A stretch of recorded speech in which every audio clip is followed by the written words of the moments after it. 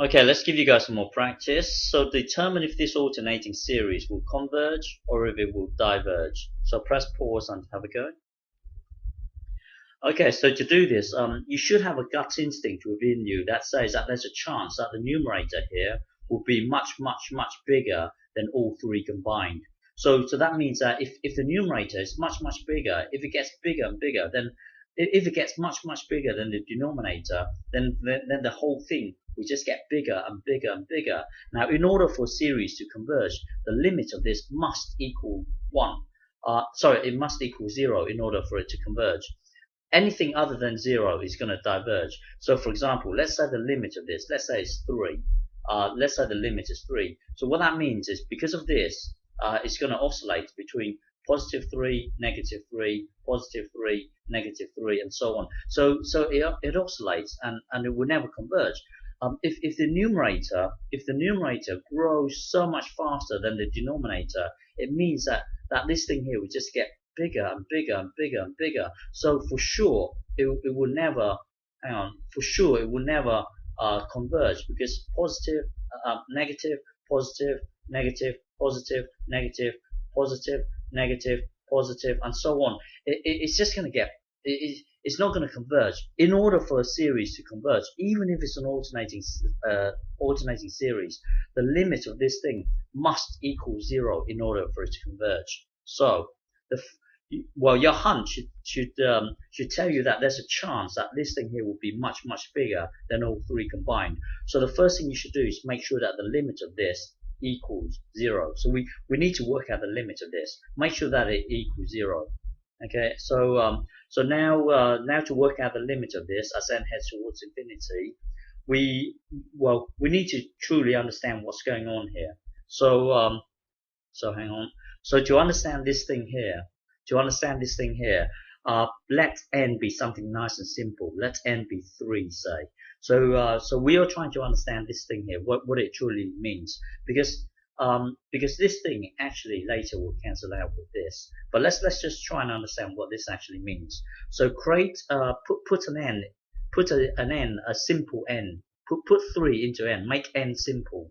So when you put 3 into the n, so this here would be 6. So 6 factorial means 6 times 5 times 4 times 3 times 2 times 1. N factorial means this. So you can see that when you have one thing divided by the other, because you've got n factorial here, and this thing actually means this whole thing here. Well, the point is that when you have one thing divided by the other, these three will cancel out.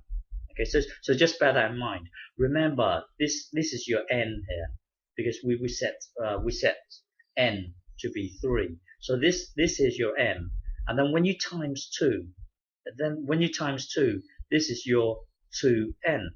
So this thing here actually means, well, it actually means n factorial. So this whole block here is n factorial, which is this bit here. And then the one previous to the one above n factorial. So this, hang on, bear with me. So this, bear with me, hang on. So this is your n here. So this next one here would be n plus 1, which so you got your n factorial, which is this whole thing here. Then the next one here would be n plus 1. And then you have lots of other ones as n increases, but the very last one would be 2n. So the very last one would be 2n. The one before the very last one would be 2n minus 1 for this 5 here. So this is your 2n minus 5, and you're going to get lots of other terms as n increases. So the point here is that 2n factorial actually boils down to this thing here. And then you've got this block here, you've got this thing here, and then you've got this thing here.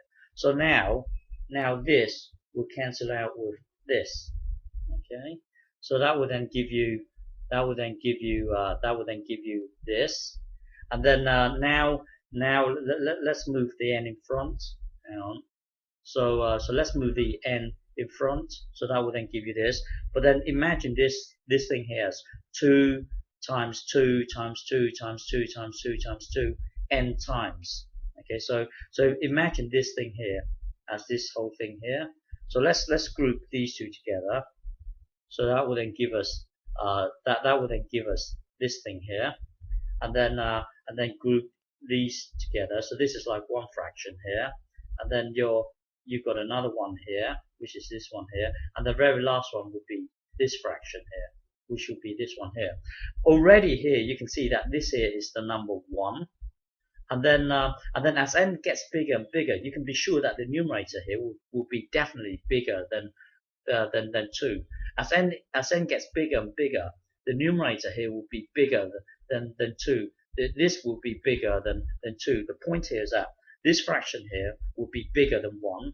This fraction here will be bigger than 1. So this is already the number 1.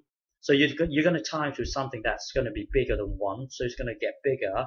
You're going to time something again that's bigger than 1. So it's going to get bigger and bigger. For sure, you will know that this whole thing here, you will know that this whole thing here, you will know that this whole thing here will be bigger than 1. So the limit of what we're trying to compute is actually bigger than 1.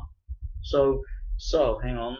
So going back to here, we know that the limit of this thing here, we know that the limit of this thing here will be bigger than 1. So in order for any series to converge, the limit must be 0 in order for it to converge. But here we've just computed this this limit here, and it equals something that's bigger than 1. So we know that this series is going to diverge. Okay.